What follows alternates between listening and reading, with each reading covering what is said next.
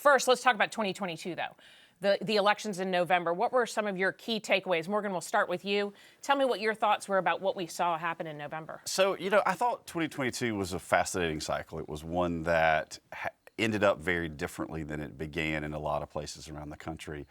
For much of 2022, there was a discussion of a major red wave that was going to come. And listen, I think even internal polling that we had on the Democratic side a week before the election predicted a different result than we saw in a lot of places.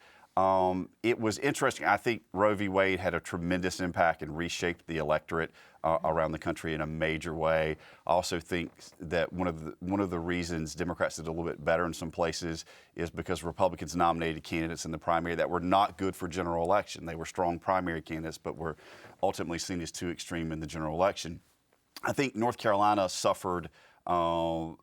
North Carolina didn't follow that mold as far as Democrats doing better nationally, and we saw that because of the lack of investment nationally in the U.S. Senate race here. We ultimately had one of the sleepiest U.S. Senate races in the country, and that accrued to Republicans' benefit. And I think it helped them up and down the ticket in North Carolina, and that was largely due. Listen, I think Sherry Beasley ran a good campaign, but when you get outspent and the national Democrats don't come and help you, it ends up hurting turnout, and that's what we saw in North Carolina. Sure.